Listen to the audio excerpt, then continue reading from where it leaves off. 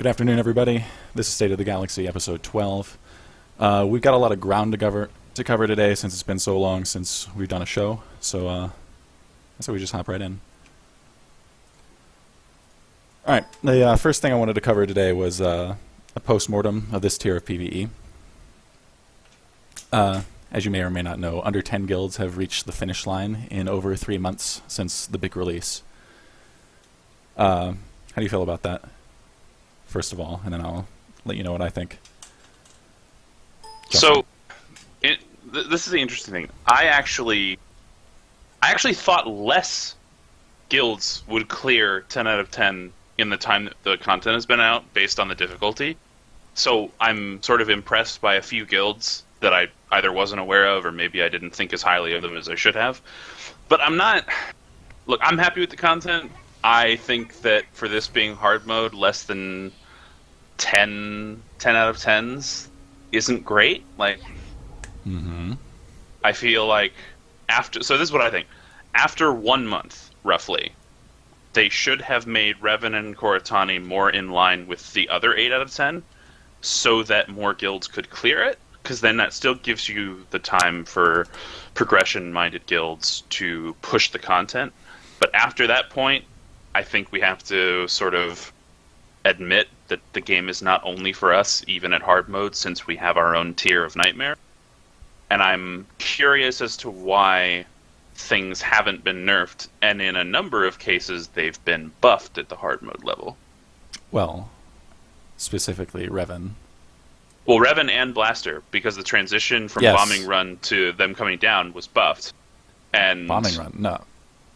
Well, no. After the bombing run, when he comes down, when you have the bombs, they used to, when the pulse came out right before both of them come down for the final burn, like, the bombs just explode, and they don't do that anymore. Oh, see, the buff to Master Blaster that I think is most harmful to people's chances of clearing it is the bombs don't just blow themselves up before their timer once Master comes down, which they used to do. Yeah, I don't know. I was thinking about this earlier about how... Because I don't think anyone could say with a straight face that none of this content should be nerfed for the general public. Like, I'm glad that we had this hard content, but I think it's probably time. And I was thinking of ways to nerf fights, and most fights, they have these clear ways to nerf them. Some fights, I don't know how they nerf them without making them too trivial. Well, I'm okay. Or maybe that's the point. I'm okay with it being trivial to players of our caliber. It's hard mode. It's the middle tier. They are absolutely going to, and I think they need to, nerf this stuff. Because Nightmare level clearance rates for hard mode that can't be intended unless they're going to phase out Nightmare and haven't told us. I'd be happy if they phased out Nightmare and we had tiers like this, and we had new raids in, say, 3 months. If we had no Nightmare and we had a new raid in 3 months, I'd be happy. What about you, Tenebrous? What do you think? I mean, I don't think we're going to be seeing a major change to, like, the entire structure of our raids, and this content is literally Nightmare. I mean, I think that Master Blaster is a low-end Nightmare fight, and Revan is as hard as... I don't know, I mean, I'd say it's a little bit easier than Council was? Maybe? And those are, like, the hard Nightmare fights. That's not what we should have in hard mode. It's silly, and they need to change something. And, like, I like having to struggle to clear fights, but we have 10 guilds, and the rest of them they're never going to clear this. There are guilds out there that are less than 10, by the way. Historically 10 out of 10, hard mode, couple of weeks, and they are literally never going to clear that content, no matter how much gear you give them. Yeah, there are some mechanics that are absolute raid checks where it's like guilds. I remember on Harbinger there were a number of guilds that they used to be thought of as like hard mode farming guilds. Like they would do 7 to 10 hard mode runs a week, and they'd have everything cleared within maybe a month. And those guilds, I won't name them because that seems unfair, but those guilds are currently like 4 out of 10. It's just like I mean, a lot of those guilds are enjoying the content, but there are some that are losing 3 to 4 players a month just not to attrition of regular, oh, I'm tired of the game, because I would understand that at some point. But they're losing a couple players just because it's like we have to realize they're segmenting the raid population and they're cutting out a percentage that used to have its own place in the community. Let's talk about that actually. How many guilds did you say you counted that are 8 of 10 across the game? There's either just shy of or just over 50 that are 50 raid teams that are at least 8 of 10, and then there's, hold on, I can actually pull this up, but put it this way, there's at most 50, maybe a tiny bit more that are 8 out of 10. Okay. So there are 2 guilds who have killed Revan on pot 5, right? It's Death and Taxes and Hates You. I've got the Conquest tab open, and obviously this is just a measure. Conquest tab is basically a measure of population. Hates You is barely 10th on the planet they chose. We are off the list on the planet we chose. It's actually the same planet. There are guilds with many, many multiples of the score either of us have that are guaranteed to never kill that fight. And remember, it's hard mode, it's the middle tier. Players like this, players in guilds like the ones I'm highlighting on my screen, they should be able to clear hard mode given a month, in my opinion. Because, like, gigantic guilds like that has to have some amount of talent in it capable of clearing a hard mode, just based on previous tiers. So I guess Is that an unreasonable expectation? Because I don't think it's not. I don't think it's unreasonable. But I would say I don't know if my standard would be a month. So while in history, yes, they've cleared it in a month. I wonder if a month is too early to keep the hard mode content not relevant for us, but even relevant for them. Like, I'm fine. I don't think it ever goes away for. I don't think it goes away for guilds like that. In fact, I think they do it more. Well, so I would be like this. I don't know. It's clear that BioWare wants the content to last for a longer duration in the cycle, right? Because the content has historically been trivialized very early on. And this is the first tier where it has not been trivialized early on or even 3 months down the road by 99.9% of guilds. I guess the question is, and this is the biggest problem, what does BioWare want from this? Because if they want it to be hard, but they want a lot of guilds that are historically hard mode guilds to kill it in X number of months, then they overshot their target. If they wanted it hard mode to realistically become Nightmare until they nerf it, then maybe they're closer to the target. But the biggest problem is communication. We don't know. We can only assume or just, I guess, guesstimate based on our own opinions. We are guessing. There's no doubting that. That's about all I wanted to say about the raw difficulty itself, unless you guys got anything else to add. If not, we can actually move on to a design. Tenebris, your mic lit up. Oh, no, sorry. All right. We can go on to a design analysis. So, how do you feel about the tier other than the difficulty? It's roughly aids to be melee. Yes. Yeah, there are a number of fights where, and I think this is the important distinction. There are a number of fights where it's not that it's aids for singular melee on all fights. There are a number of fights that are aids for melee, period. But there are many fights where it's like, oh, well, my raid group has a Sin, or my raid group has a Sentinel, or like my raid group has an operative. Like a couple French guilds have an operative in them. And it's like, that's cool. But the problem with this tier, and I guess raid mechanics overall, there's not a punishment for stacking ranged. There is a massive punishment for stacking actual melee. And I'm not saying that we should like make it to where you can't stack range or some ridiculous comment like that. It's more like we need to have mechanics that make it dynamic and interesting to be ranged, as it is for melee. And I think Torque would probably be the easiest example where it's like you have a melee on that fight, and even with proper use of cooldowns and not taking a ton of damage from their own floor vents, they're still taking 1,000 DTPS higher than a ranged. And it's like, imagine running 3-4 melee in 8-man. It's just like, way more healing required. And it doesn't make sense. It makes no sense that you can have a ranged of any kind. It can be a merc, it can be a sork, it can be a sniper, any variable option, and they will take like 200 to 400 DPS at most. That makes no sense. The other problem is melee aren't doing any more damage than the range. So even if they can somehow get around the mechanics and do some damage, they're not doing better than range. Yeah, I mean, unless we're talking about a 36 global cooldown, long rotation of an Annihilation Marauder that you don't want to bring to a raid anyways, then yeah, that's the problem. Like there are so many mechanics that require you to move. I would have included Marauders in high DPS if I thought anybody played a Marauder anymore, but they don't. Yeah, there's like 3 of any note, and no Marauder has killed Revan. There have been a few Marauders and Sentinels that have killed Cortani, myself included, and that was okay. That wouldn't be that Cortani's bad. Yeah, it wouldn't because of cooldown management, but it's just you're just seeing this shift, and it's like, you see cyclical shifts of classes throughout different tiers. And yes, ranged have always been wanted, but it's weird because in previous tiers, most raids still wanted to have a melee, be it a Marauder, or there were raids that did world first competitions that had operatives, and there were even some that had juggernauts like Drop It Like It's Hot back during TFB and S&V.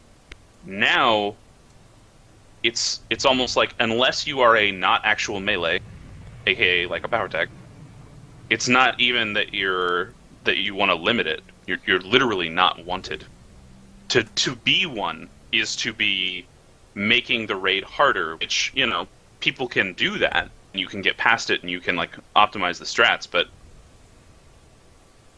the problem, this goes back to the skill cap, right? So, progression guilds will limit the amount of melee they have because the goal is to kill things as fast as possible.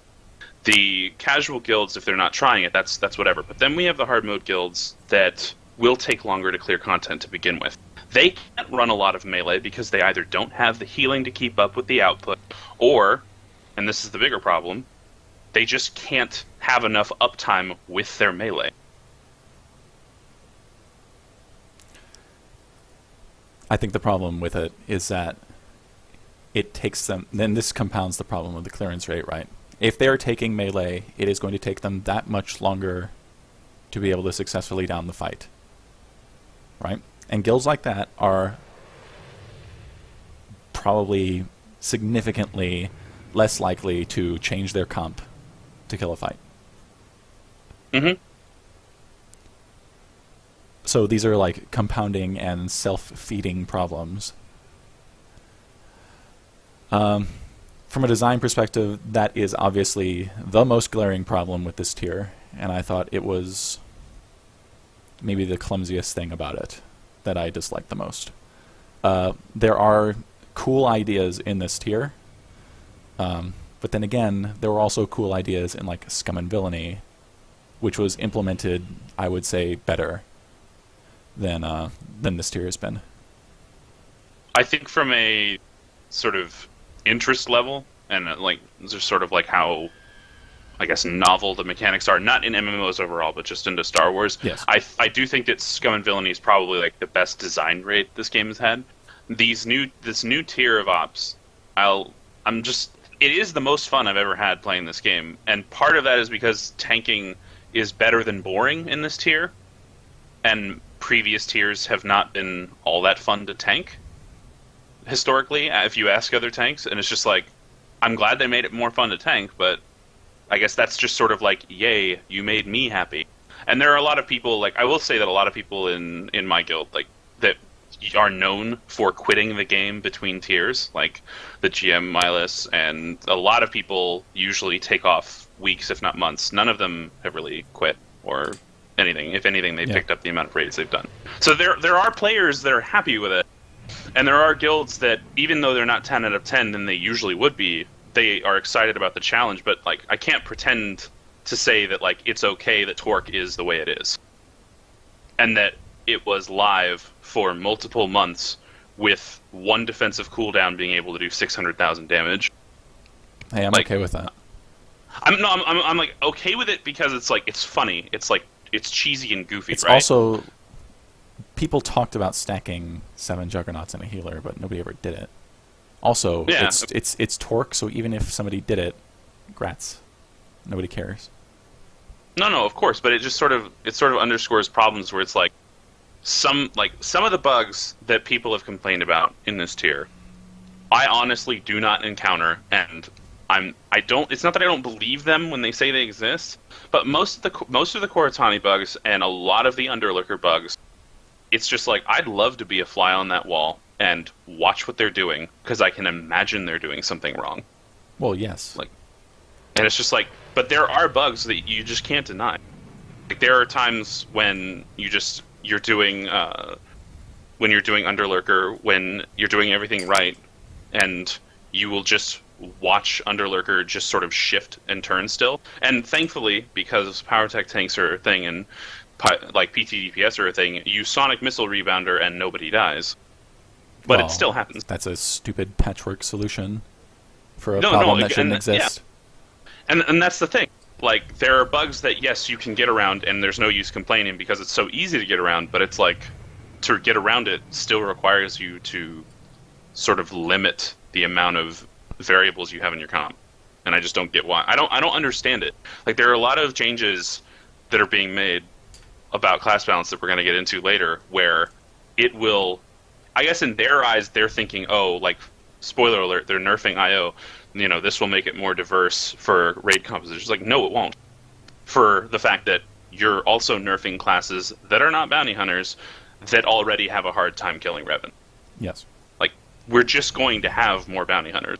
And I mean, when I say this tier was less well implemented than previous ones, I'm not talking about just bugs, right? Obviously, the more melee you bring, the more punished you are. That's a serious design issue, right? Other things like not being able to see anything on torque or when you plant a bomb on walkers, that's a huge problem. That VFX should not exist. I don't understand why And they're I've been- so infatuated and with taking away your vision. I've declared jihad against this VFX, and I have sent PMs, I've sent DMs, I've met people in real life who could have an effect on this. I just want it gone. I want that smoke effect gone. I've also But it's still noticed that there are mechanics, and this is the weird thing to me, because this reminds me of, I remember during Battlefield 3, there was a big competitive PvE argument where if you had the game on a higher setting while you were playing, the foliage would look like it's like blocking your view, like you can't be seen. Oh, but that's if you turn really- your graphics down lower, you can see everyone, and they're just laying there in the middle of the friggin' area, and you can just snipe. In PvE right now, there are fights where if I play the game at Ultra, I am making it harder to do mechanics. Yes. I turn it down to Ultra. Like, let's talk about third floor Revan. It is harder to do the purple circle mechanic from a personal responsibility standpoint with Bloom on.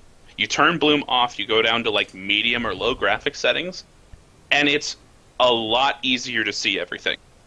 It's just No, I don't wild get to me that that either. Like, why... like. Being able to see is a pretty low bar in my mind. Like, I should not have to guess where my character is standing, guess if there's a spell effect underneath me because of a stupid VFX. And, torque may be worse because you can't even zoom out, and it lasts longer, and it can kill you. Torque, you can't even see your agree, feet. is ridiculous. If you wanna like laugh, go watch Ralos's first like personal perspective of Torque.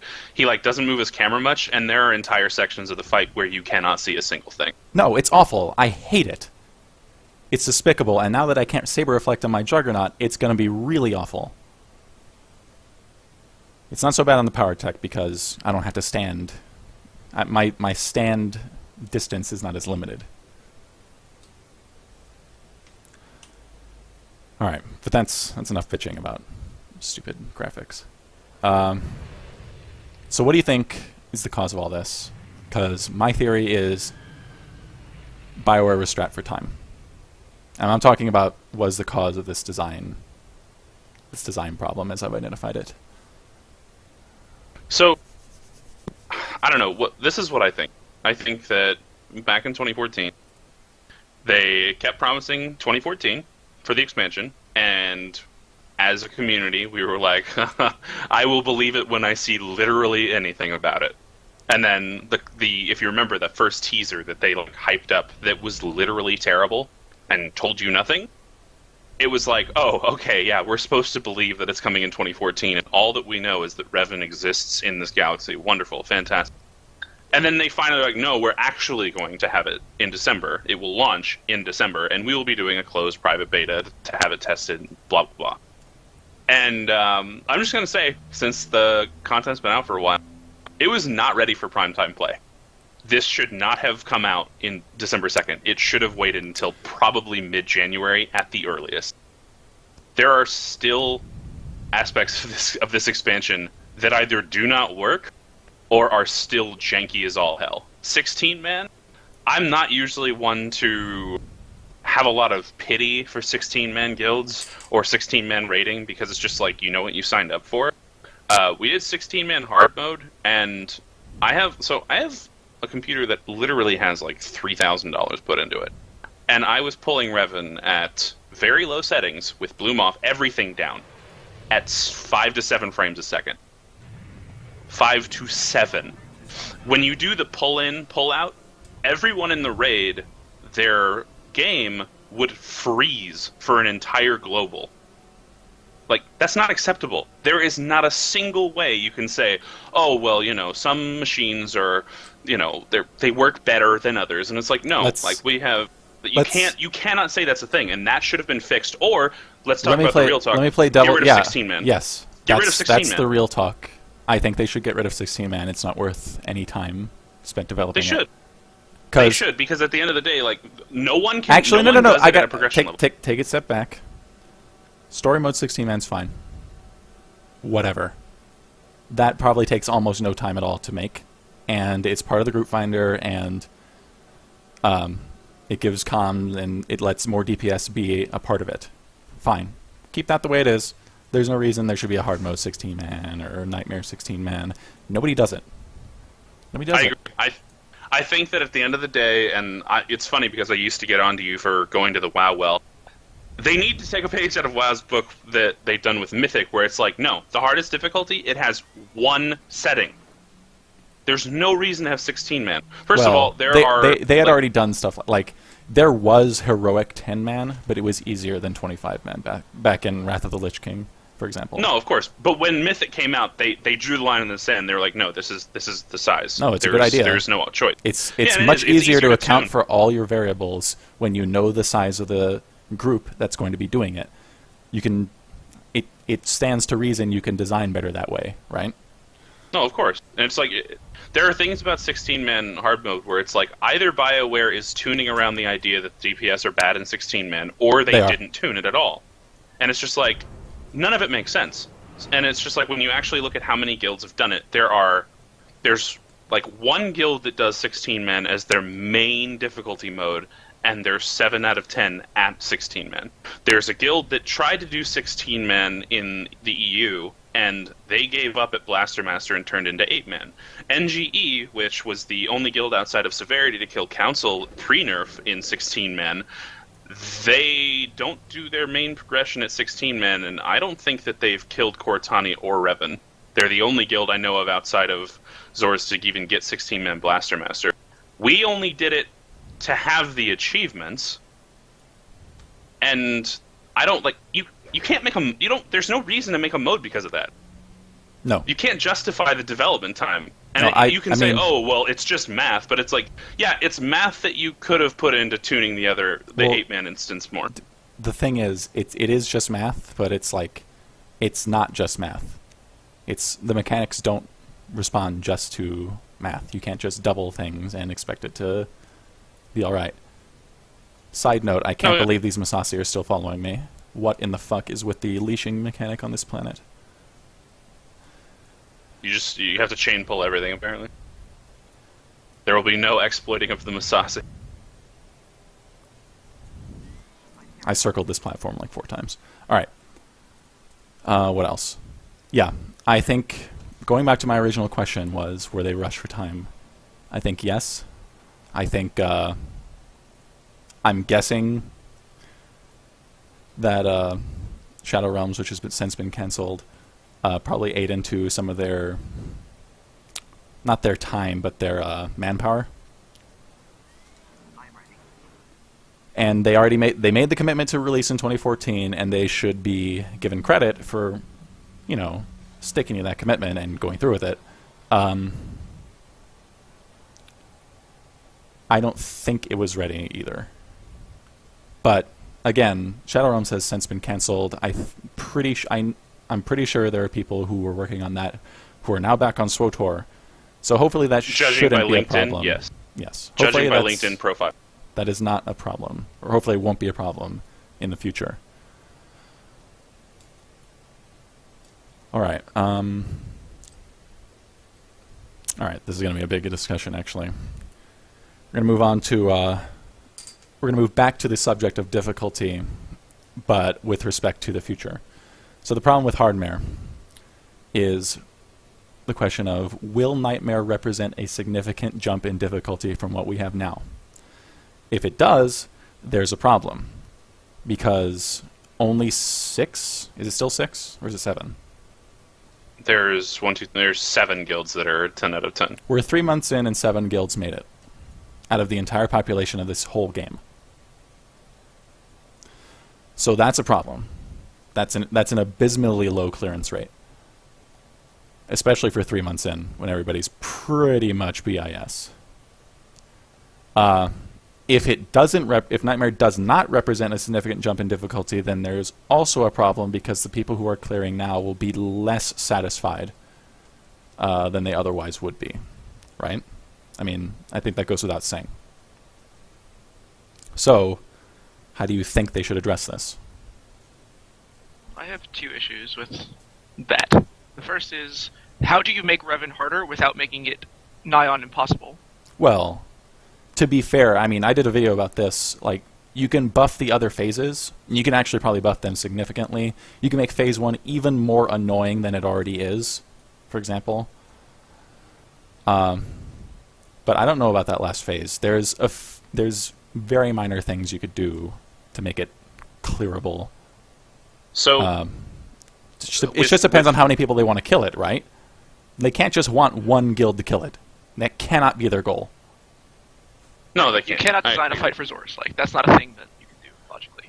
No, I will. This is what I will say. I can think of ways they can make Nightmare Revan harder without sounding ridiculous, right? So you add Essence Corruption to the second floor. Vomit. You take out immune. Well, I mean, we're talking about annoying things. That is in effect That's annoying. fucking annoying. You take out all physical immunity effects for the heartbeat, which means hydraulics and trench, etc. That doesn't even work for the heartbeat now. Fine. And for floor 3, and this is something that I think was said as a joke, but I'm pretty sure I like it. In the 3rd phase, after you push Revan, Kevis comes down and does a massive Gives the tank cleave. something to do? It does not only a massive cleave in general. The cleave can hurt the core, and that's a good idea. The tanks get a debuff at a certain point that requires you to do the mechanic with the purples, control the Kephis ad to cleave the core down and away from the raid, and you have to be in a position as like your main tank and your off tank to where you can swap out of it. I actually don't think And that you have there's the a way to... That particular idea, I'm going to comment on it. I don't think that, given the spawn pattern of the purples right now, that there's a way to not cleave the raid consistently. This is what you would have to do. You would have to limit the number of possible spawn locations. That's what I mean. You would have to, because right now Yeah. they're basically random. There's a few patterns that consistently emerge, but from what I can tell, you can get in a pretty high number of patterns, right? And they can be all over the place. They can be all over the place in any order. So without cleaving the raid, I don't know how the tank does it. I mean, I'm just talking about your wild ass theory that Kephis is in any way associated with this. But yes. No, of course. But it's like, I mean, the other ways that you would have, the only ways to make it harder and make it not ridiculous involve not getting rid of the mechanic, but like, let's say that you wanted to make it harder, like there are more circles, there's more HP on the core, and the order is like I was thinking about this. I got bored. I was thinking about it. Now imagine there are 6 circles, and imagine that instead of them all being purple, there are 2 different colors, and during floor 3, your characters are turned 2 different colors, and you have to follow the explosion pattern of your colors. That would make it harder. There would be a higher... No, because if there would be effectively more. There'd be 2 different sets of callouts, and people would effectively have to be personally responsible for their explosions. Yeah, and but you it don't would be have 2. tighter. No, you'd have 3. There's 6. Oh, There's 6. 3 for each, and you have to call... Basically, everyone has to know what they're doing. Like, but people that will take wouldn't be less easier. damage because 3 would not hurt as much as 4. No. There's 6. They still No, take the damage from them. Oh, you're not just immune to it? Yeah, you're not immune to it, so you still take the damage, but you only explode to your color. Or maybe you only explode to the opposite color. I don't know. But there are ways to make it harder where it's not, oh god, this is ridiculous. It's just that in order to do it, you effectively have to change the phase. You can't build, at least in my opinion, you can't effectively build off of floor 3. You have to alter floor 3 and build from that altar. Like, I just don't... They sort of painted themselves into a corner. But here's the question if you do something like that. Who the fuck can kill that? I mean, yeah, that's a question. What I just lined out, the same people that have gone 10 out of 10, we put in enough hours, we kill it. I don't... Because basically we're saying, okay, we're including... original floor 3, and we're adding an operator 9 mechanic, and we're bringing in like a Brontes phase 2. I don't know. It's already pretty rough with one color. But as over time, it's better, and I mean, and that's when the caller has like no other responsibility. Like for us, it's a tank. And all he has to do is like stay alive, and even if he dies, it's not a big deal. Well. So you can't if everybody gets a random color, then you can't have a designated caller, right? Because what if both collars are the same color? No. The other thing is have to have everyone be personally responsible. All those things are so spread out. I mean, I don't know.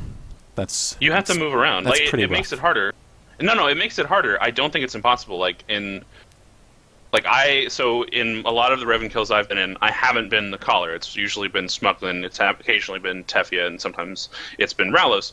In Friday Group, it's now my job to make the calls, and it is a lot different than doing the regular mechanic, but basically the more people that sort of learn that, and they become personally responsible for that, the easier that my hypothetical is. It's just that more people have to be personally responsible, which makes uptime, DPS on the core, harder, which then goes into my other thing, is if you make it harder mechanically, I don't think you can make there be more health on the core. Hell no. Because it's already so tight. You have, like... Especially if all the classes who are the best at doing it get nerfed. Yeah, so here's the interesting thing, and this is something that I can't tell, honestly, and it's basically... So we look at the content now, and we look at how fast the core dies. And in the actual real version of Revan, where you have to do the mechanics, the fastest I've seen it die, I think, is 72 or 73 stacks. And that's with all 8 bounty hunters and a shitload of main hands. The fastest I've seen with anything less than 6 bounty hunters is like 78 or 79 stacks. And it's just like... We did a 4 bounty hunter one, and it was literally 85 stacks. And it's just like, if I think about that, I'm thinking one of 2 things. Either they literally did not know how to tune it, and they got extremely lucky that they put it on the razor's edge of a wipe, or they somehow figured that the DPS were coming out of the gate overpowered as hell. I don't think there's a third option. I don't know how you could possibly have predicted that IO would be... I mean, I do know how you could have predicted that because I know they had private testing, and I guarantee you people were telling them. But that means that they were expecting that kind of DPS from everybody, which, unless you have an IO marker or a power tech, you weren't doing it. Yeah, I mean, and that's the thing. Either, because I want to believe... See, this is the problem. What would make them, in my opinion, better developers would also make them more inferior at doing their jobs. Because in my head, I'm like, they don't want you to use 8. But the problem is, if they don't want you to use 8, then they didn't tune it properly. Yeah. Or the alternative is they did the WoW progression modus operandi, which is you do what you have to do to kill the boss, which I'm fine with, but at the end of the day, for hard mode, not nightmare, I don't know how fine with it I am. I mean, personally, I'm fine with it. I'll go on a fucking ferry if you want me to get it so we can kill the boss, but I don't think that's the greatest design decision for a middle tier. No, I mean, obviously it is completely inappropriate for middle tier to be like this. And, like, anybody who argues with that is just fucking wrong. Like, fucking wrong. I don't care how happy you are with the tier. This is stupid. I think that the difficulty would have been fine if they nerfed it in a month. I think it's... The fact that it's not... No, like, the fact that it's not nerfed yet doesn't make sense to me. I mean, I don't know what to tell you. I don't know why... I'm not 'cause not at the privy end of to the day, these it's like- meetings or anything, so I would not be able to tell you either way. No, I know. It's just one of those things where it's like, at one level, you want the developers to give their theory some breath, some room to sort of exist. Give yourself enough rope to hang yourself, basically. And it's like, that's cool. But seeing that this is hard mode, until they say otherwise, I have to assume Nightmare is a thing. And at the end of the day, how long does this content to be out? And this is something I don't think that many people have thought about. How long does this content have to be out for a non-Nightmare guild to kill Rev in hard mode without a serious nerf? That's the real question, because so far, I look at the guilds that are 10 out of 10. And we have Zors, Ambassadors, Death and Taxes Hates You, NGE, Rash, and the Black Forge. All 7 of those guilds competed and placed highly or close to high in relevant progression in previous tiers. All of them. For the 9 of 10 guilds that I see, every single one of them is Nightmare. There are hard mode guilds that are 8 out of 10, but most of them are Nightmare as well. And it's just like, I'm cool with that because it shows me that at least there are a larger number of Nightmare guilds than I thought there were. But how long does BioWare think a hard mode guild should take to kill this bot? I mean, I'm going to go on the record here and say, if you are not able to get past Bestia, I don't expect you to ever kill Revan. Ever. In his current form. I agree. If you are not able to kill Council, I don't expect you to ever kill Revan. He's harder than Council, in my opinion. Again, it's like, it's not a thing where like I'm complaining. I love the fight. Like, I enjoy tanking it. Honestly, I'm fine wiping to it as long as we're getting like newer people experience and getting towards kills. I like the fight. But when I look at it in the context of it being hard mode and not Nightmare, when is a hard mode guild going to kill this? And never. if you say never, then that's where you have to say nerf the fight or stop making Nightmare, and we basically admit here for a minute that they need to change the difficulty ideas. But yes. since BioWare hasn't said anything, I don't know what I'm supposed to take from this. Okay, so my preferred solution to the problem of the Nightmare jump, right? My preferred solution is that the jump is small. And yeah, that'll piss off Zors, but too bad. Like, we can't have content made only for Zors. That's basically it. I disagree with you, but not for like a wild reason. It's just that I don't think this content was only made for Zors. There are 7 guilds that have killed it. I didn't say that. No, I am talking about if you have a significant No, jump from this current tier of hard mode as it exists right now, only Zors will kill it, then maybe Death and Taxes like a couple months later. See, I disagree. And other guilds like us. I think a little higher of the guilds that have 10 out of 10. Like, It took way longer. We were the second to kill buffed Revan, and it was like 2 weeks or 3 weeks later. And that was after like a month, maybe more, on the pre-buff version. I don't know, like, I don't know what to tell you. All I know is I can think of ways to buff it that are more than a couple buffs. And this is so. I'm saying no. Speaking You're not. to your, You're not. No, hold on. I'm about to make a comment to your point Right. specifically about the jump. Right. This is the bigger problem. So let's say that it's a little jump, or let's say that it's a big jump. This is the problem I have. Now, let's say they nerf the fights. Are we saying that the jump to Nightmare is a little jump from pre-nerf? I'm taking the content as it exists right now as baseline.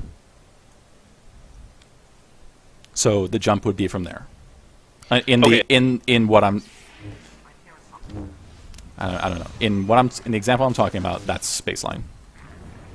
I feel like you can do a mix. I feel like certain fights, if they are only a small jump. No. Every single fight except for Blaster Master, Cortani, and Revan, if they made those all huge jumps and then small jumps for the other three, I personally would be okay with it, but at the same time, I'll sort of always wonder what could have been if they, like, actually made it a real jump. Because, like, for instance, the jump from Hard Mode Council to Nightmare Council is big. Not big in terms of, there are wild changes, but it is much harder. Yes. And the same can be said of Hard Mode Brontas to Nightmare Brontas. I would like there to be a Nightmare Power or a pre-nerf Nightmare version that is a jump that is in line with previous jumps. But I'll say this, like, at what point is a low clearance rate not acceptable? I think okay. I wouldn't be able to tell you what they want people to do in hard mode. Or rather, in Nightmare. I'm very confident that the current clearance rate is completely off the mark, and they're probably not happy with it. Unless they wanted us to struggle for 3-4 months before bringing it down. Just to, I would argue, artificially pad out the content's life cycle. Which, if that's what it's doing, it is doing it. Like...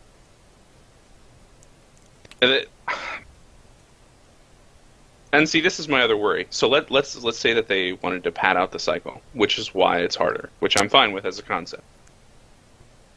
They can't screw us over and make us wait a year for the next raid. They can't do that again. Well, I'm going to take them at their word that was an anomaly.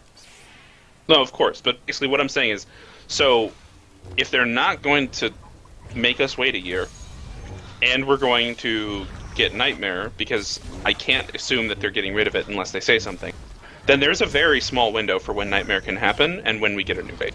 And it worries me because BioWare with tight windows that's not their best suit. Yes, but on the other hand, they have more manpower now, I hope. Hopes and dreams, Rom. Hopes and dreams. Well, no, I mean, I'm pretty sure, because I haven't heard of anybody, like, getting let go in very large numbers since they canceled Shadow Realms or anything, so... The only other game that I know of that they're working on is SWTOR in that studio. Plus, I mean, this year is the year of Star Wars, right? You got Episode 7 coming in December. I would expect more effort put in this game this year, and I don't think I'll be disappointed. I hope I'm not disappointed. Alright,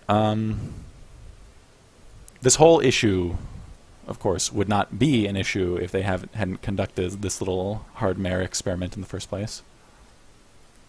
So hopefully whatever lessons they wanted to or needed to learn from this have been learned, and they know how to structure the game moving forward. If it were me, I would not have done it, but that's me. I would have kept the tiers relative difficulty the same as it always has been. I thought it was a decent enough system. Hardcore players got their fix in Nightmare. Everybody else got their fix for story and hard mode, and I don't know, I was pretty happy with that. But did hardcore players get their relative fix in hard mode or in Nightmare? Because I seem to remember in Death and Taxes or in almost every guild, most fights were trivialized jokes that we all complained about at every level. Tanks were bored and they didn't want to do it. DPS rolled their eyes and hit the adrenal and cleared the instance, and healers complained ad nauseum at every single stage. I don't agree with for a minute the thing is a hard fight. It was a solid week. No, I'm talking about the fight. For a minute, for 1 minute of that fight, for 1 minute of the fight, it is an interesting situation. For the rest of the time, it's boring. You stop No, giving. no, you no, st- no. no, no, no, no, no, No, no, it's no. Listen, boring. you stop giving us a fucking month to practice the goddamn thing on the PTS. That'll change. I mean, I just think this is what I think. You don't think so? I disagree that you think Nightmare was acceptable to the hardcore players. I don't think Meh. it was in your guild, in mine. I don't think it is. I don't think Nightmare has been acceptable for a while. I think that it has been too easily trivialized, not just by one guild, by many guilds. Like, you're telling me that when guilds go 4 out of 5 on day 1, and you say, oh, well, even idiots go 4 out of 5 on day 1. You're telling me that means that Nightmare is enough of a challenge? Like, let's be real talk. It might real just talk be for a me second. because my satisfaction with the tier is how long it takes me to get to farm status. But, It's like, that's not... it's inversely related. well, no, that's It's almost fine, directly but, like, inversely related, in fact. But see, here's the thing. For the same reason that you cannot create content around Zors, I can't create content around ROM. Sure. And I am a small subset enough- of hardcore player. I understand that, and I realize that. Yeah. But this is on the what I think same better token, compromise I would have think been. hardcore players don't know what the fuck they want. I think most of I us mean- are myopic as shit and don't have no idea what the hell makes a good game. So I agree on the hardcore players don't know what they want thing based on just seeing what happened to WildStar. But this is what I think, and I think that this could be fair. I think that this experiment, I like it. I don't like it as much for the difficulty mode. What I wish is that hard mode was 10 out of 10 was roughly as hard as 8 out of 10 is right now. So 9 and 10 Blaster maybe a little easier, whatever, for hard mode. And then for Nightmare, I would be 100% fine if hard mode was easier. If all of the bosses were close or at level with what Revan and Cortani are. I think you could make Nightmare harder. You could. I do agree. I don't know that they. agree with I don't you. know that they would, but you could. I'm guessing that if everything took as long as Revan takes to progress, clearance rates would be completely in the toilet. Like nobody would kill it, not even Zors. So, like, okay, no, you would see, kill it, but it would take you for fucking ever. No. See, this is the thing, though. Some fights inherently are made where the mechanics, no matter how tight you make them, they just won't be as hard. Like you can, That's not true. you can pay it. No, You can add more mechanics and make it a huge pain in the ass. That would be really easy to do. Yeah, but the more mechanics you add, the more dev time. We already know they're not adding the equivalent amount of dev time to give us a new raid to put the mechanics in. And realistically, Maybe. they just tune things tighter and add, maybe at most, they'll add a mechanic per phase. And realistically, they will add a mechanic to a harder phase and tightly tune the rest of the phases. Some fights just will not be, oh god, even if they're tighter. Like, you can sit here and say, oh, well, Malifar, no matter what, Malifar is going to be, like, cleared in, like, a week or two, no matter how hard you make it. And that would effectively be true. At most, you can make fights like Malifar and Sparky gear checks. At most. Like, you can't, without completely changing the fight, you can't make those fights hard. So you can tune them tight and make us accept You could totally do that, but, though. But if that's what you want, you would have to do that. If what you say is what you want. And by that I mean make everything as hard as Revan and Cortani. or at least make them relatively as hard for where they are in the fight. Like, let's be real. I'm not someone who thinks that Bulo and Sword Squadron are overtuned or anything, but Bulo and Sword Squadron are considerably harder than Underlurker or Revanite Commanders. Like, that doesn't make You think sense. Sword Squadron's harder than Underlurker? Underlurker's a joke. I think Sword Squadron's easier.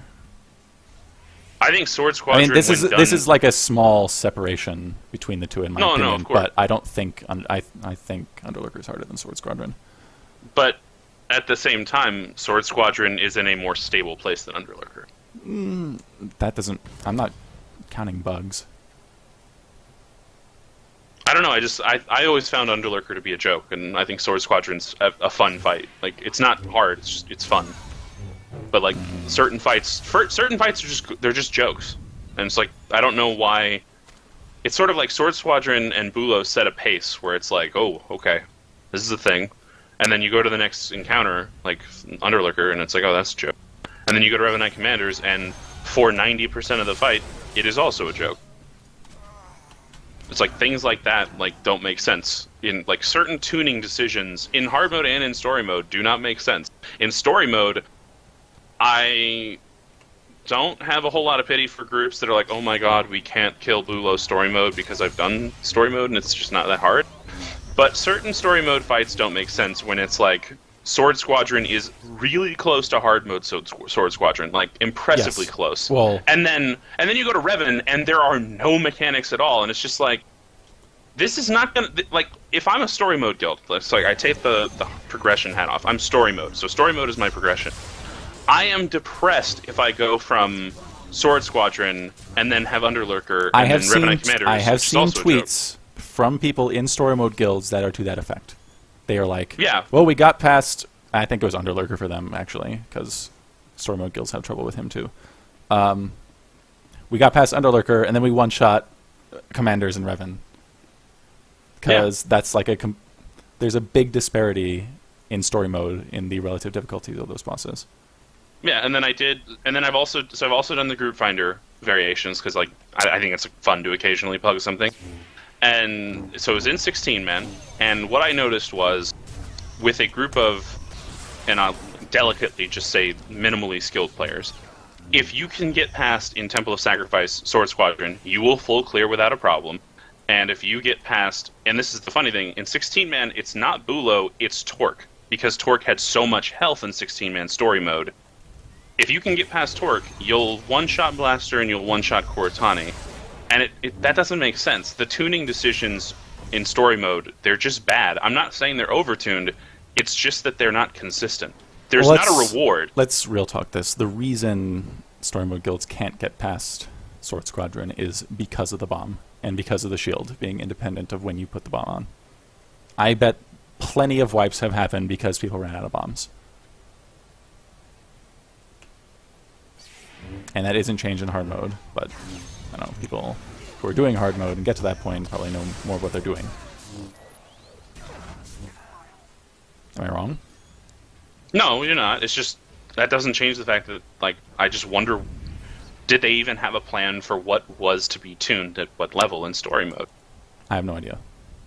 That's the problem. Like, because personally, I don't care about story mode, and I don't have a lot of pity for story mode guilds that are complaining that, they can't get past a boss that is trivial. But at the end of the day, they deserve to have... You probably should have some amount of pity, because not everybody can be great. No, it's not about being great, because I used to be terrible, and, like, the complaints I see in this tier a lot of the time are, I want my loot, this isn't fair, how dare you take ultimate comms away from story mode S&V. That's what it's become at this point. But that story mode S&V is not related to what we're talking about. No, it is, though, because they're like, we don't have enough gear that are ultimate comms to do Sword Squadron story mode. No, these are actual conversations I've heard from people I like. Yeah, and it was just like, so I have that. So, like, we have that, and it's just like, I don't have pity for that, but what I do have pity for is, again, I know that you don't love this tier, but I'm happy with this tier, and it was fun. And I feel bad that, in my opinion, sometimes because of bugs, but a lot of times because of pacing, story mode guilds won't have as much fun, because it goes from easy as hell to an actual challenge for them, and then the rest of it you walk over.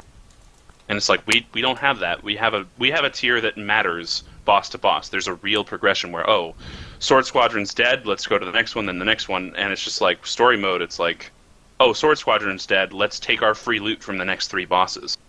That's not fair to them, because they don't get to enjoy that. They will have trivialized the back end of the content in one night. On the other hand, I would say it's Sword Squadron and Underlurker that are out of place. Yeah, I think that difficulty should either not happen in story mode, or it should be placed at the end of the tier, not at the start. I'm not saying that story mode needs to be as hard as the rest of them. Should not, like... Revan can't be that You can easy. You can solo tank and fall asleep doing Revan.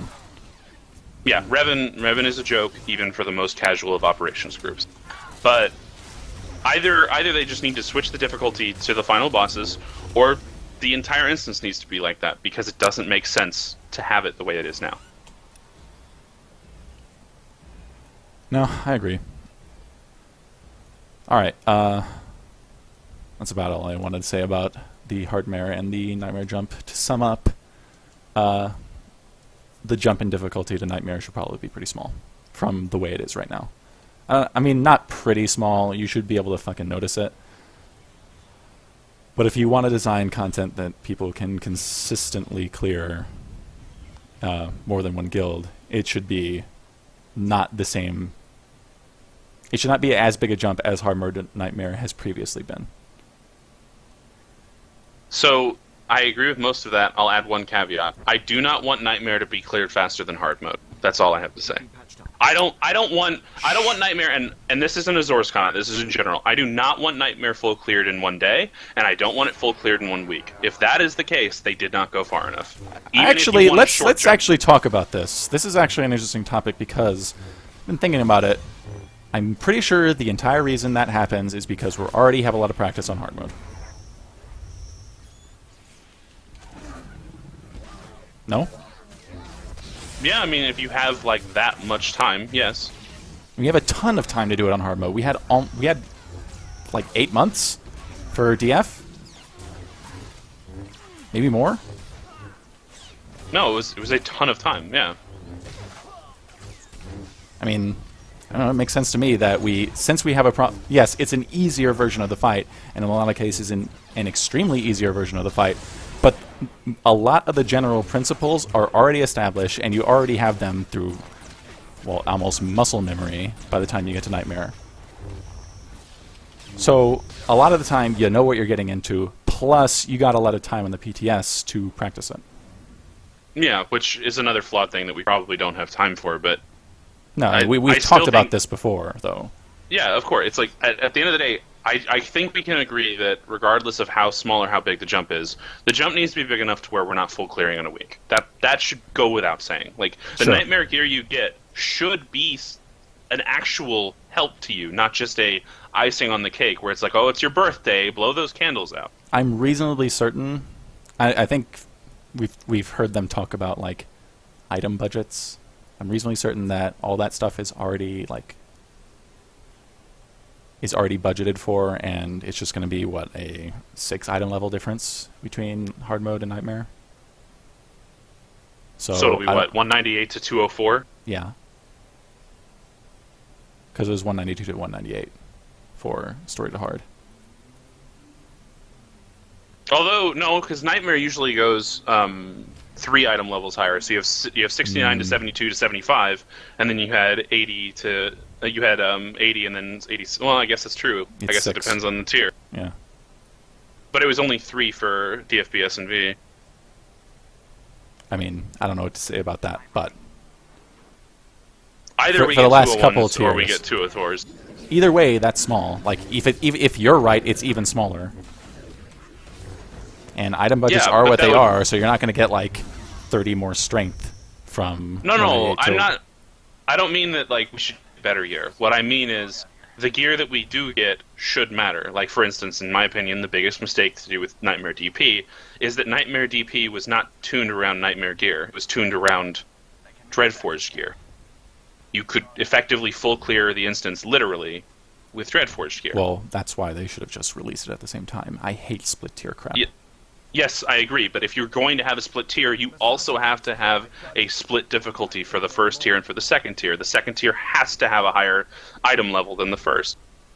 Otherwise, in effect, it's easier because if they're you gonna, have like, more gear and it's tiered the same. If they're going to choose one or the other, they're going to choose not inflating their item budget. I guarantee you. They don't need to inflate it. They just need to tune it tighter. Like, for well, instance, they would need to inflate it because you would be getting higher level gear earlier than they are wanting you to.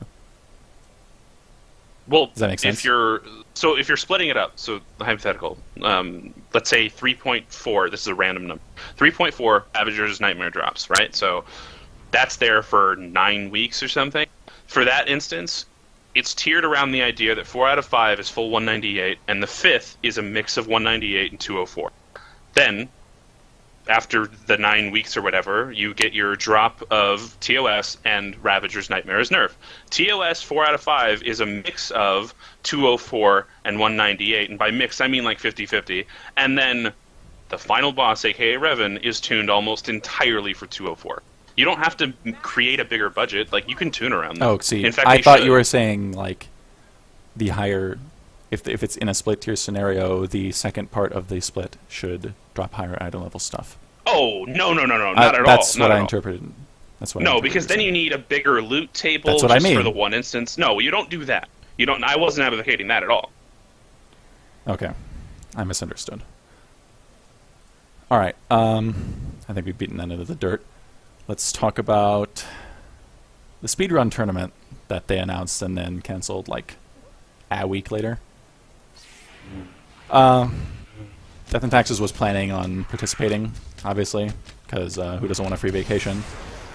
Disappointed to learn that it got canceled, but the more I think about it, the more it makes sense that, like...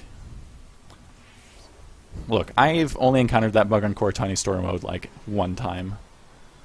But I would be pretty upset if I lost a tournament vacation, like a vacation prize in a tournament, to a bug. The problem, I mean... The long and short of it is you can't, like, just redo it, right? Because of the lockout system. So you'd just be fucked. And that would just be shitty for everybody. Also, I mean, obviously it would make BioWare look bad, so I'm sure that went a little bit into it. But yeah.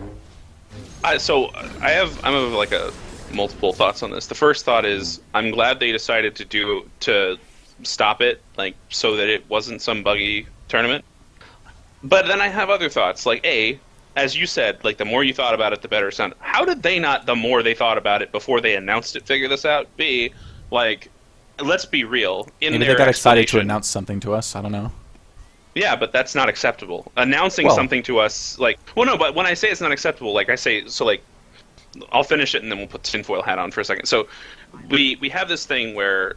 Musco said that a reason, because when you say, why didn't you just do TOS? I'm like, well, that was going to be the second part. But more importantly, you know, when we looked at our metrics, when we looked at the number of level 60s that were doing operations content, most of them weren't into TOS yet. And it's like, hold the phone. You cannot tune or choose the instance of a competitive instance based on the idea that guilds that cannot compete can't do it. I'm sorry, like, you can make it a story mode and say that, you know, this gets more guilds into it. That's great. That means instead of 50 guilds, you have 150 guilds. At the end of the day, though, if you cannot full clear 10 out of 10 right now, it does not matter what instance you chose, you will not place in the top 100. And if we decided to do something or to not do something based on the idea that Timmy and Johnny over on Bergeron Colony are only 4 out of 10 story modes, so we can't do the final boss. It's like that. No, you don't do that. Well, you can't do that. It's like bouncing around bronze in League or something. Yeah.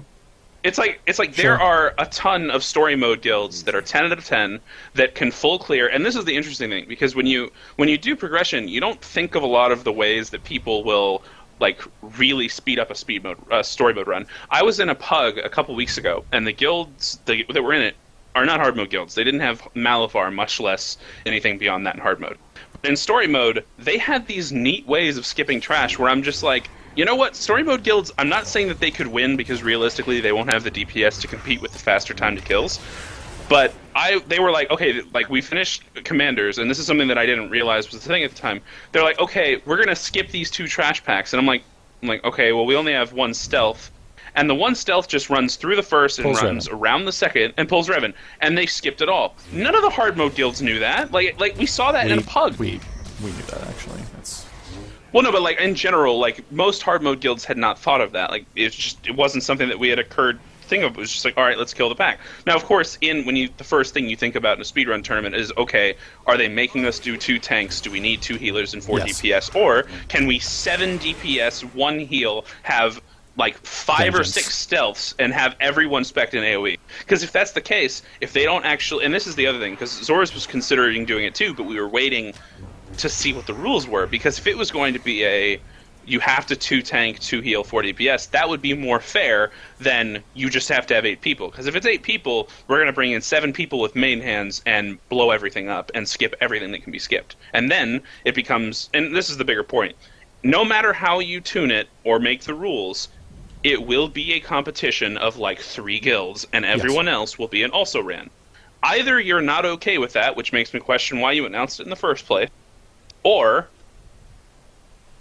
you are okay with it, in which case I don't understand why they canceled it, because the guilds that would compete, the guilds that have Twitch streams, because you pretty much have to stream it, the guilds that have any visibility, that get any viewership, they're not encountering these bugs because they're not wiping to these fights. They're killing the bosses.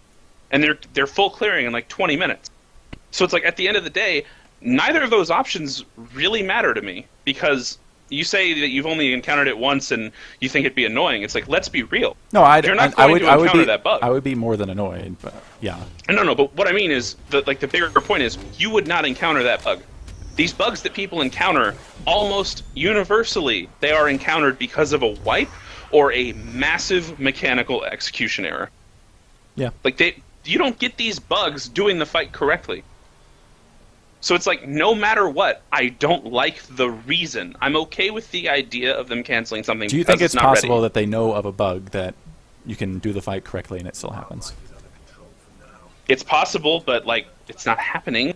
The only How do you know? So the only bug, well, I know because like people bitch endlessly about these bugs. The only bug I've heard of that goes under that assumption that makes no sense to me is, I heard of a bug this past week on hard mode Temple of Sacrifice on Revenant Commanders, and this is a bug that I can almost guarantee almost no guilds have had yet. There was a guild on pub side on Ebonhawk, their guild called Aesthesis. They were doing hard mode Revenant Commanders. In the fight, on the final burn, Sano Thrika, the shield boss, did not put his shield up, and in addition, never kicked. Sounds like it'd make it easier. It would. If that bug happened in a speed run to one guild and not to the 98 others, that would be annoying. So I could see it if it was that sort of a situation. I've never seen a guild do Koratani correctly in wipe on a story mode ever. Like, I mean, we don't see it happening. I don't watch a whole lot of story mode Kuratanis. What I'm getting at is, it's possible that they know of a bug that we don't. Like, we personally do not. Not the whole player base or whatever. They need to decide what they wanted to do with that, what the goal of that tournament was. If the goal of that tournament was to showcase amazing creators blowing up their content, then they could have done it anyway. If the goal of that was to give everybody something fun to do and hand out an in-game item, then you ask the good guilds not to participate and give them something in exchange for not participating. I mean, they don't need to bribe us to not do it. I mean, Exactly. I don't think they would need to, like, They wouldn't need to bribe ask us. us They not would to just participate. They just pat you on the back and they're like, "Hey, X guild that is 10 out of 10, you're good at this game. We are doing a tournament that's for casuals, and we realize that you guys would probably win if you did it, so please don't do it." And we'd be like, "Okay, cool, whatever." I don't Like, think... all right. No, if they just said do that, I would be like, no, I have just my right to compete as everybody else does. Yeah, see, I don't want to be told that I can't compete because I'm too good. I mean, unless we're talking They about, ask like... us to I'm not going to ask or it to go, something. like, That's what they play, do. Pee-wee baseball or anything, but, I'm talking about reasonable things, like, there's no reason why Death and Taxes or Zors or Hates-You or anybody else should be barred from competing. Absolutely, but you scenario. could make it. You could say, okay, this is a tournament for casual people. Let's just have hard mode guilds have their own sort of competition, like AKA, let's actually do a progression race that BioWare acknowledges beyond nothing. No, they Well, just mean yeah. like you have the top guilds commentate the tournament or something. That's how you do That would be interesting. That would be interesting. Who would you invite to do that? I mean, so I can Plenty think off the top of my numbers I head. can think of. There are a few people in Zors that could do it for West Coast. There are a few people in Death and Taxes that could do it in East Coast. You could even bring in... there are even people in Hates You that could. I can tell you right now, there are people in French guilds that definitely could. Nerevar could do it. And you could have people from What I'm getting either at is, NG who or could Dilly do it and be professional? Plenty of I people mean, who would be professional. Many people could. I mean, if put it this You way, guys if are like... Brazil, Do you if guys... Brazil can do it, That's our... Anyone That's else we can. run that. Nobody has to be professional, and you've heard him commentate He's not professional. He sarcastically plugs the gem store. It's as if I sarcastically plugged the cartel market. But that should during happen this- in that tournament. No, that it should sh- absolutely happen. Not if BioWare's running it. They would hate that. Look, if BioWare is running, I'm saying right now, I would shoutcast the competition, and you would know the glory of the Aerotech Rose on sale right now for 720 cartel coins. Is that actually? No, right you're now lying. I believe it's See? what See? is it? Nothing. What is it now? I don't What even is it know. now? Actually, Let me. What is it under? See, it's not even on the front page, so I don't know. 1,500 cartel coins. You're full of shit. it was 720 whenever they had their sale. It was pulling a number out of a hat. Anyway, that what I'm getting at is, you know how sarcastic that sounds, right? Because it is. I'm betting they wouldn't like that. No?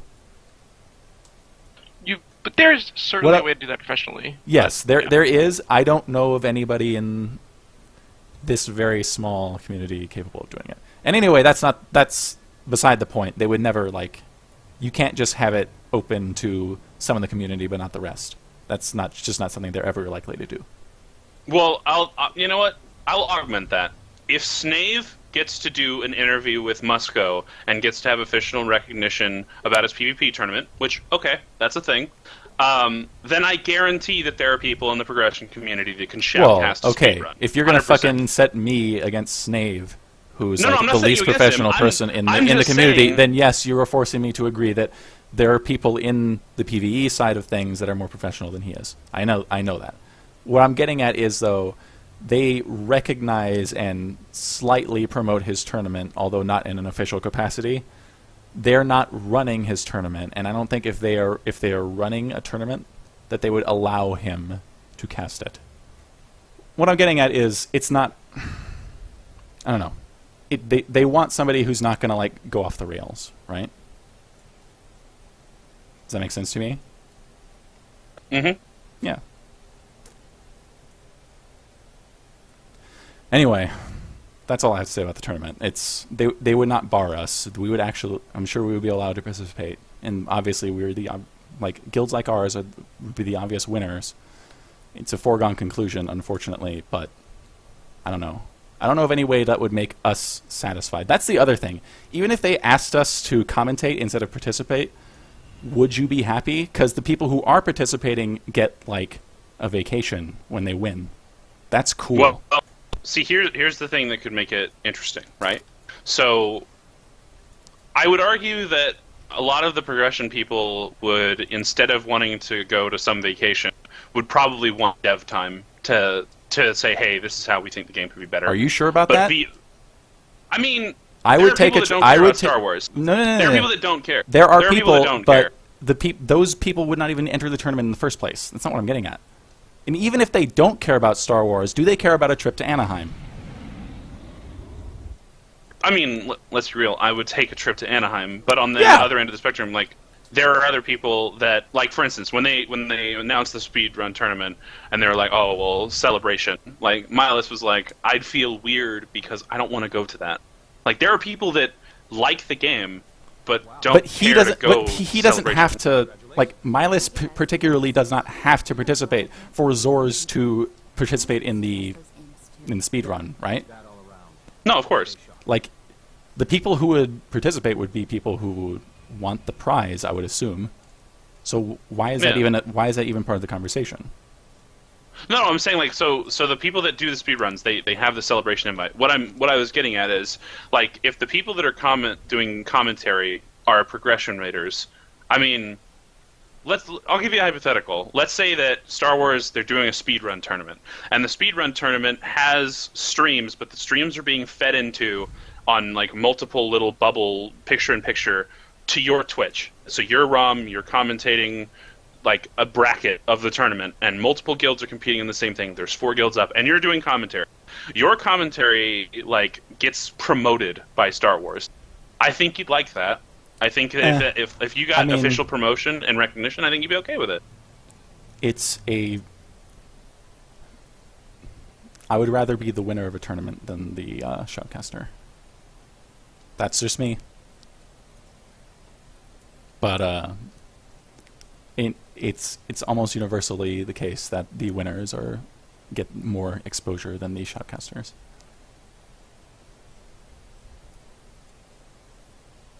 Although, devil's advocate, if they're doing a story mode tournament, wouldn't they have to do some sort of recognition for, let's say, Nightmare next year? Why? Well, they did it for story mode. Why not do it for hard mode? Or not hard mode. Why not do it for Nightmare? Like they do a story mode speedrun tournament. You get excited. You get invited to Celebration. Like, all right, this Nightmare tier, like they have actual fun rewards for the in game, and like winners get like insert thing here. I don't know what it is. I'm just like, you're telling me they can't do it for Nightmare, but they can do it for story mode, like.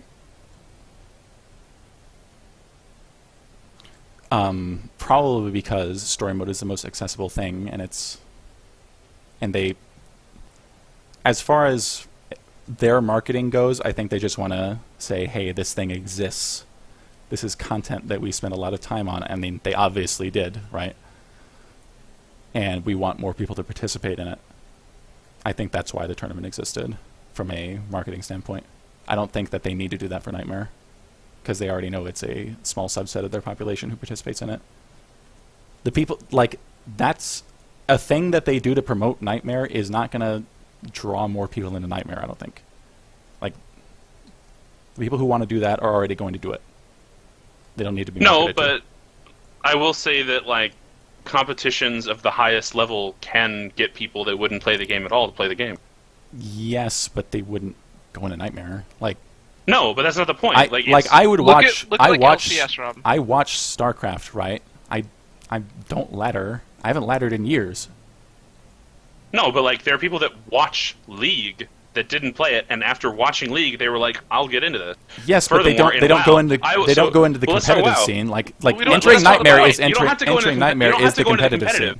But you don't have to enter into it. You have the Nightmare community be the Nightmare community, and that is a beacon for more players to play. For instance, I watched this tier of WoW. I never played it, and we've talked on the show about how I had no knowledge of it. I watched the entire BlackRock Foundry tier, and you know what?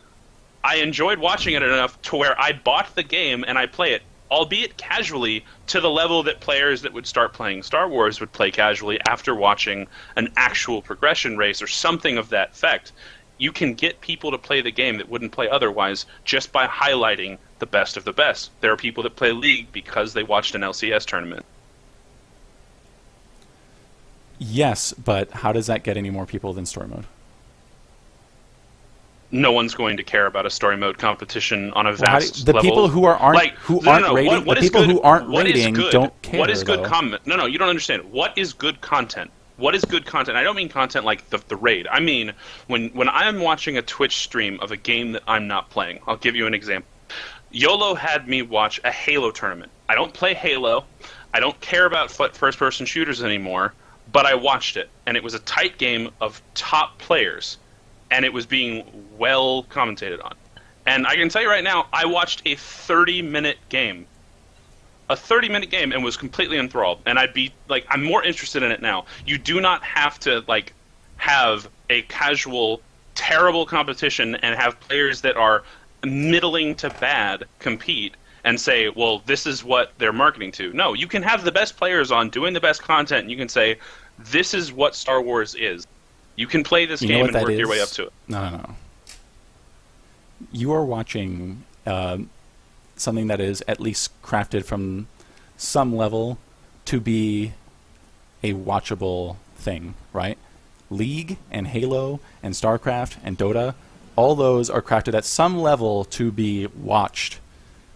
There is nothing that is obvious about what we're doing when we're raiding. You have to actually already know the game to understand a damn thing about what we're doing. I do not know what goes on in League of Legends, but I can see but it is way more obvious what is going on in League of Legends than it is in Star Wars. I couldn't tell you what makes a good and a bad WoW player, but I can tell you what makes a good WoW like raid video. Like But you have experience raiding already. But we're talking about like levels of things. Like you're saying that they want people that don't play MMOs to play MMOs. They already did that with Star Wars in the title. Who do you think it's directed to then? Who do you think is the audience? I don't know who the audience is. I'm just saying there's an audience that doesn't play this game that could be gained by doing this. So people who don't play MMOs, or No, people who don't play this MMOs MMO. and do not play Star Wars. I don't know if that's their hook. I'm not saying it is their hook. I'm saying it is. I'm the hook. pretty it sure doesn't have to be their hook. What I mean is, I don't think that if they're trying to draw people away from other MMOs to Star Wars, their hook is story, not the ops. I mean, I would argue that if you're trying to pull from other MMOs, you're not going to successfully pull from WoW, but you could pull from literally any other MMO. The other thing is, as somebody in the chat is saying, it's more watchable because it's PvP with an actual competition and it's not raiding. There's a lot more drama there. There's actual human drama. The other thing is, like, if you put in a Nightmare tournament and just people start wiping, that's gonna quickly become unwatchable. It'll also take a lot longer. Wiping to Nightmare is more watchable than you think. Wiping to hardcore rating is watchable. You are literally. I know you. I know. I know you've done. I know you've done. I know you've watched everything. No, I'm not bringing up my point. I'm not bringing up my point. You are a freak. I'm not going to bring up my point. I will bring up something completely unrelated to me. I will say right now that in this past tier and previous tiers, the highest rated WoW streams, outside of like when Rekful plays WoW before he was banned or something, they are progression guilds wiping to bosses for 12 hours of course, straight. And in those are WoW hours, players watching. I know what I'm saying. Like, it's not just WoW players. There are a bunch of people that don't play WoW. I just named one. Like, there are people that don't play a game that can watch the game. Yes, but the majority of the viewers play the game already. I'm saying a Nightmare tournament. The entire prompt of this entire discussion is, why wouldn't a Nightmare tournament also work? And I'm giving you lots of reasons why it's a much worse idea than their story mode one. The actual answer is just have a PvP tournament. You know, they could do that too. But here's the problem. In fact, with the PvP since tournament. that's way more structured. No. Hold on. Here's the problem with the PvP tournament. It's a bait and switch. No. Here's the problem. It is a bait and switch. You know why? Because raids, we get new instances. PvP? Are you kidding me? Have you PvPers get nothing? Well, you got fucking Quesh Hutball. PvPers get nothing. I'm gonna play devil's advocate here. They are not getting nothing. Every class balance change is a PvP change. The content in PvP is other players. If you want different stuff, you have to play against other players, right? Or your gameplay has to change, which is what class changes are. Every class change is a gameplay change.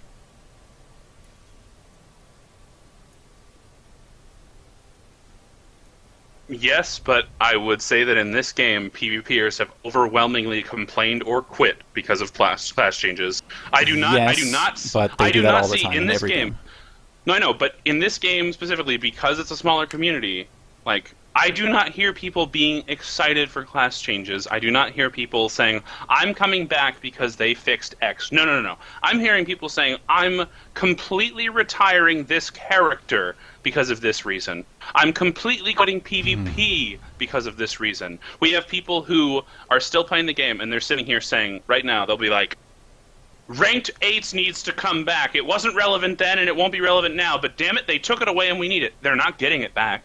You're not going to have a system in this game where you have new war zones every 6 months. They will give you at most a skin of a already existing war zone. They're like, and you can say, well, it's not necessarily. I'm like, give me one time where they really worked hard for the PvP community. They don't. I PvP more than 99.9% of people that play this game. I guarantee that. And you don't want more maps. I mean, like, people think they want more maps. You don't want more maps. You don't. No. I understand that. You This don't goes into need the myopic hardcore players don't know what they want point. Well, no, but it's not just hardcore. Like, you're not talking about just the hardcore, because if you do a PvP tournament, you're not just trying to get hardcore PvPers. You're trying to get people in general to PvP. And a lot of the people in general, the good players, yeah, we don't need more maps. We need balance, we need competition. Most of the PvP community, and I'm not talking about ranked, I'm talking about the average PvPer, they do want more maps. They do want more content.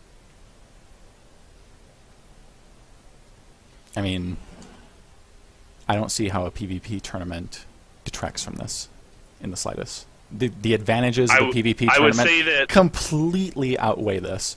The PvP tournament is more structured. It's a lot more obvious. There's more human drama. It's easier to know what's going on. Here's the problem. In order to do a PvP tournament and have it be real, have it be a competitive PvP tournament, first they have to balance the fucking classes in PvP, because they don't do it. In PvE, because it's not person versus person, there can be bad balance decisions, and it can still be interesting to watch. I'm sorry, but if your PvP match is going to be competitive, if we're doing like 4s or 8s or anything, you're gonna sit here and tell me that like it's gonna be interesting to watch somebody with 3 sins and a sork every single game, and watch anyone who does an interesting comp outside of that get locked down and killed. Do you think it's interesting? Like, that's not. I mean, this is obviously hard mode, but do you think it's interesting to watch a whole lot of bounty hunters clear shit? There are more groups than a whole lot of bounty hunters clearing shit. I assure you, for a tournament that was on Nightmare mode, if anyone took it seriously, it would be 8 bounty hunters. Yeah. Assuming current balance remains the same. Assuming everything stays the same, it would be class stacking to the extreme. You know me, and I do not get off my assassin for anything. I assure you, I'd be on my power tech for a tournament. Basically, TLDR here is Nightmare tournament would be shitty compared to story mode. They accomplish nothing more than they accomplish with story mode. It's less readable. It would take longer. It would be less structured. There's just no advantage to that. And realistically, there's the possibility that everyone just wipes all night long. Yeah. You could do a Nightmare tournament when people have timed run. I don't care. Even then, people can wipe. You cannot think of a single guild that has not failed a time run they've had on farm at least once. No, but like in general, it's like so right now, like if we did a hard mode like full clear or whatever, like there wouldn't be that many guilds that would compete. If you did a Nightmare comes out. Hold on, let me take this. Did a hard mode thing, like more than 2 guilds would compete for. Here's the other point. And here's what I really want you to think about. If they did a Nightmare, do you think it accomplishes their goal of promoting Nightmare to have guilds stomp a Nightmare instance? Does that serve their goal of promoting Nightmare? Because you have to remember, they promote Nightmare as being the highest challenge the game offers. So how does it help from their perspective, this is a marketing question, to have a tournament where guilds are just blowing through it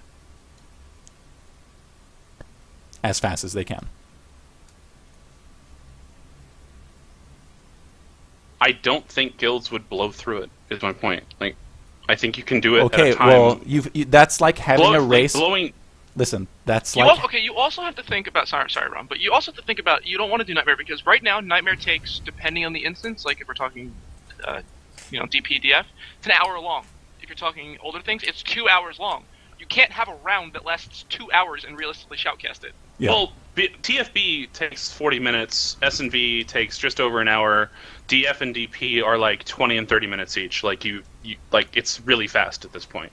Very fast. Now it is. I'm talking about when it's current. It's very fast for people who are at the very top. You cannot balance every round about the first and second place, though. But you're not going to. That's the other thing. That goes back to my first question. No one who's going to compete. You're talking about tuning something around people that aren't good at this game. You can't do a Nightmare tournament and tune it around someone who can barely clear something. I'm tuning the viewability of it around it. It just wouldn't. It's not fun to watch. Yeah. Also, like, if it is hard and people do wipe, that's like having a race where a lot of people just don't even finish. Yes, that. Which, like, if you have people wipe enough on, maybe the second or third boss, that completely sucks out all the drama of a tournament.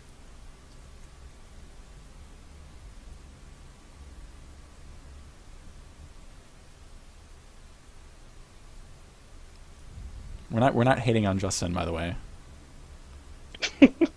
They think that I'm yelling. That's kind of funny to me. Anyway, this is actually a lot more time than I thought we were going to spend on this topic. The TLDR, you need something you can actually compete in, and PvP and story modes are the two things that people can actually compete in and be watchable. Yeah, story mode is basically, it's short enough, and enough people can participate that people will watch it. All right, let's talk class balance. I'm gonna get off this subject. So we've had some nerfs and buffs go out, and gonna have a lot more come out Tuesday. So what do you all feel about about what's been going on in class balance lately? I want to hear what you think. Tenebrous first, since PvPs more than I do. They're making PvP changes that are screwing PvE and still changing PvP the wrong way. How do you figure? I mean, obviously, the most obvious example is the assassin changes that are coming. They said they're trying to reduce the damage of assassins, but that's not the problem. I'll be the first one to tell you that Hatred's fucking broken. It's absolutely a ridiculous spec right now in PvP, and it's my main spec. So, but you can't lower the damage of a class that's not doing raw damage and expect them to just magically be balanced. The problem with Hatred is not that they do some ridiculous amount of damage. The problem with Hatred is that you can't get them off of you ever. They will be on you forever until you die. So you don't change that by lowering the damage that they do. You change that by lowering their survivability or making them kiteable or reducing their CC immunity, because right now you can go immune to CC for, if you take every talent, almost 20 seconds. Nothing survives Hatred sitting on it for 20 seconds. So you're saying their uptime in PvP is the problem? Yeah. You just pop Shroud, sit on someone's face, pop Deflection, continue sitting on their face, and then you vanish, and then you keep sitting on their face. Does lowering their range not reduce their uptime? Not really, because they're in melee range because of all their CC immunity. Would you say, you have immersion as an assassin, right? Yes. Does getting rid of or changing that help at all? Making you take an intelligent choice between immersion and CC immunity is the solution. So you want to change what tier they're in? That's it. That's all you have to do. If you move immersion to, what's the bottom, heroic, is that what it's called? I then think so, yes. That's all you have to do. All of a sudden that class is kiteable, and it's fine. And people are talking about, all 4s are is double balance. Double balance is actually a pretty terrible comp. There's no burst. And we're going to reduce the damage on Leeching Strike to lower their burst. That doesn't lower their burst. That's not how a Hatred bursts at all. That's not your burst rotation. It's like a 20% nerf, isn't it? Because the talent... Yeah, but it's not in your burst rotation at all. Your burst rotation is Vanquish, Crushing Darkness, Execute, Execute. Where's Leeching Strike? Nowhere. Okay. Thrash does more damage on it than if it crits than Leeching Strike does. Maybe it's because they also nerfed your self-healing elsewhere, and obviously reducing the damage of Leeching Strike reduces your self-healing. Do you think that's what they were trying to address instead of your burst? Maybe, but all they're doing is just lowering sustained damage in a sustained damage spec, which is stupid. Hatred's they're doing that to Pyro too. Hatred's one strength in PvP is that they can do a pretty good amount of damage to a lot of people at once. That's their thing. That's Hatred's thing. AP's thing is that they blew a lot of damage to one person at once, and oh my god, it's so much damage. Yes. Hatred does not burst like any of these classes. So when you play with competent healers, which I can only hope to God that they're not bouncing off solo queue, because I can't tell you what to do then. But if they're bouncing off of force, you can't run double balance and beat good comps. It doesn't work. Or double serenity.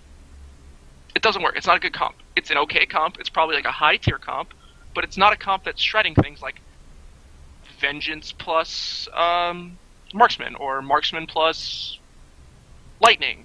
Things like that are really, really way better than double serenity. I don't know what the win rates are. I'm not following Arena at all this season, so I wouldn't be able to tell you either way. Well, Hatred is ridiculously good in solo queue, and it's very, very good in teams. But it's good not for the reasons that people think it is. It's good because they're so sticky and they don't die. You make them squishier, that's how you nerf them. Their damage output is actually not that ridiculous. It's really not. Alright. What about the other changes? What do you think, Justin? What I sticks think out that, to you? So like this is the problem, and I don't know if this is a.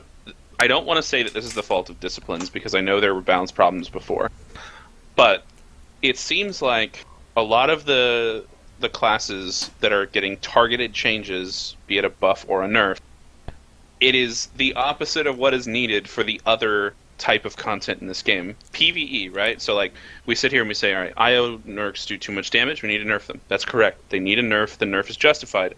On the other end, IO mercs are garbage at PvP. So it's just like, what do? Well, you give them more survivability. All right, so we're now making a class that already had great survivability in PvE with the mechanics that actually matter, and we're making them better. So then we say, okay, well, PvE. Sorks are performing too well in PvE. We need to give them a nerf. Well, you're nerfing Lightning Sorks on their single target, but you're letting them keep Force Storm, and you're letting the ridiculousness that is Recklessness with Force Storm exist. But you're taking a single target. So basically what you're saying is, all right, these Sorks, they can clear hard mode Revan at the top end, but they're doing less damage than a Bounty Hunter. We're now going to nerf their damage by a couple hundred and make it even worse. And you're saying, okay, Sins can clear Revan at the top end, but they're doing less than Bounty Hunters. We're now going to nerf their damage and have them do even worse. And at the end of the day, the more that you nerf non-Bounty Hunters in PvE, the more you're going to force yourself towards Bounty Hunters in PvE. Well, because even when you take 200 damage or 300 damage from an IO Merc, the highest parse on an IO Merc is almost 5,500. You're still doing 5,100. If I take 200 damage off of a Hatred Assassin, he is at a God parse 4,800 and on an average parse 46. If I'm taking 200 to 300 off of a Lightning Sork, we're talking most players at the high end are doing 48. And if I'm still doing over 5k on an IO Merc, and I still have the utilities that I have, I'm sorry, there's not a way you're going to tell me that Mercs are now less viable for the content. They are just as viable, if not more. And you can say, oh, well, they're nerfing Pyro. Doesn't matter when most of the PTs are running AP. It doesn't matter when AP is still capable of over 5k. Like, that, in and of itself, is a huge problem. All of these are separate problems, though, right? Do you think? Well, no, but it's all balanced. Like, yes, I get that, but it may be their philosophy not to balance based on who else is overpowered, right?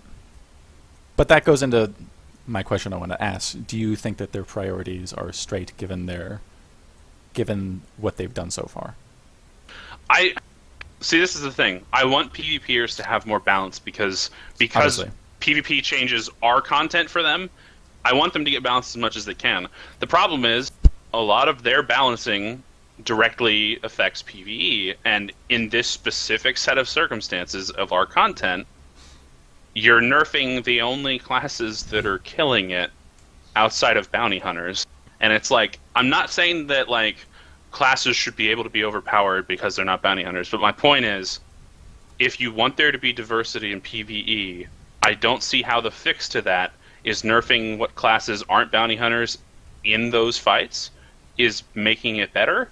Like, I just don't see how that's helping anyone.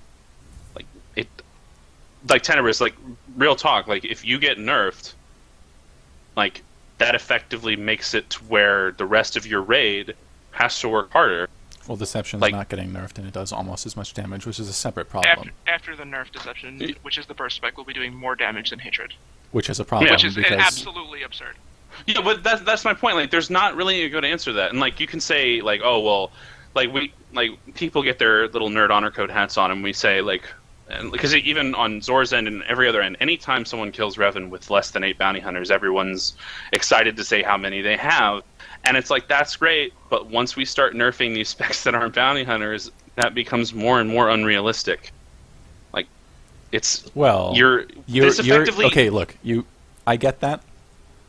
I get what you're saying in that it's going to make an already hard tier harder, and it's going to force people to class stack.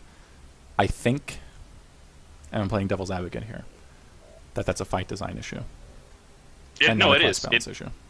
It is a fight design issue, but they, at 3 months in, I'm sorry, they can't change the fight. Like, they can't change the fight because they've already made 2 separate waves of progression on the same fight, on the same difficulty. Oh, they'll change the fight. Like, if they change it by... I'm certain that so, they're going to change so, it. oh, no. So, okay, so let's say they change it. Are they changing it by nerfing it? Because, okay, you're nerfing it... Yet, like I said earlier, I bet a nerf is coming.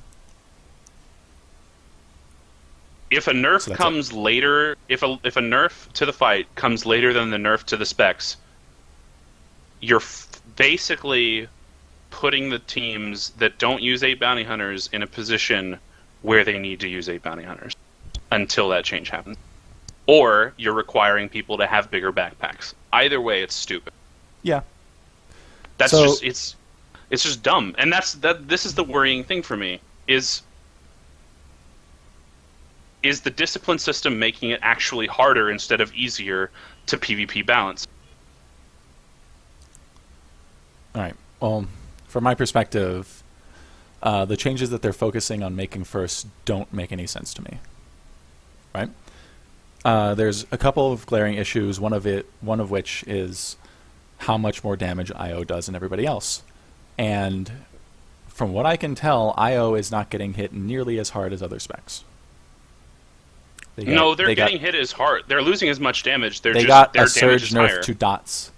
They got a surge nerf to dots and like 2% alacrity removed. That's all I saw. That's going to be like a 200 DPS loss. A surge nerf to dots is 200 DPS. A surge nerf is about 100 to 125. Yes. And 2% alacrity. You're talking about two abilities that have 30% surge buffs that are being taken away. Yes, that is a big drop off. Yes, but it's two abilities, and all their other abilities still have it. They're also losing alacrity. They're not going to... Well, if you nerf every alacrity. Ability... No. If you nerf everything, you're going to get more than a couple hundred DPS loss. You'll get like 600, 700, 800. Like, you can't nerf Well, you can nerf everything, but you can't nerf everything and say you're only going to get 200. You don't have to nerf that much to actually get an appreciable loss. The problem is, and this is the big issue, you can take 200 to 300 away from IO, and it's still doing over 5k. So what I'm getting at, I mean, my larger point with that is that it doesn't feel like they're nerfing it enough. Well, if you're actually wanting to bring it in line with other specs. No. I think this is the bigger issue. Like, because you can't nerf it too much. At some point, if you nerf it to the point where it's doing like 4-7. What's the point in playing IO? You just play Arsenal. Well, what? Like, well, I'm not saying make it do 4-7. It should obviously do more sustain than Arsenal. That's like their class design. There's not much room. There's not much room to put it. Like, if it's already going to be like hypothetically, Mercs are going to parse like 5100 at the high end with main hands. Like, I don't find 5100 to be a problem if Sorks and Sins are doing 5100. But if you're nerfing them down to 49, 48. Then yeah, 51's too high. But I don't see why 51 is too high. That's my problem. Like, so if we're saying 51 is too high, then I'm sorry, Annihilation Marauders, but 52, 53 is too much. Go down to 4.9 and then cry because you already weren't being used in raids. They're not going to do that. And honestly, if Merc is brought down to 5100 or 5k or whatever, and real melee classes get to sneak in and stay at above that, I'd be okay with that because their uptime is shit anyway, and the Merc will still outdamage them. Yeah, but they're not going to do that. Matrixins are being nerfed, so it's like it doesn't matter. Like, yes, and the only real melee that's hitting that kind of number is an Annihilation Marauder, of which there are none. Yeah, of which it's pointless to bring them. So meanwhile, Pyro's getting hit with some pretty terrible changes. As far as I can tell. They're dumping a lot of damage into Flamethrower, which is already the highest damage ability that you use, which I don't actually understand. So, from what I can tell, this reduces the burst of Pyro, in as much as Flaming Fist and Rail Shot will do less damage. Why does that need to be a thing? Like, I'm pretty sure that's not a PvP change. So what's the problem? I think it's an attempt to make you stand still. But we already do that. If you're like wasting time not using Flamethrower, you're fucking up. Yeah, but it's to make it less forgiving, I think. I mean, but on the other hand, they're giving a 30% surge bonus, which I'm told is a huge deal to Scorch. which doesn't require you to do shit except apply Scorch, which is a 10-meter ability. I mean, it's sort of like a complaint where it's like, oh, it's now harder to use than not hard at all. Like, it's still easier to be a Pyro PT than to be a 4-meter melee, like, in every way. Like, you can say, oh, well, I have to flamethrower. It is definitely closer to being a real melee than is AP, which is I'll get into that in a second. The other thing they're doing is they're, like, basically retarding Flame Barrage. Flame Barrage is going to be half as effective as it was before, because before it worked to where if you cast Rail Shot, you get a free Flame Burst. It also worked on Immolate. Now it's only going to work on Immolate. So now I think the standard rotation might be heat positive, which is bad.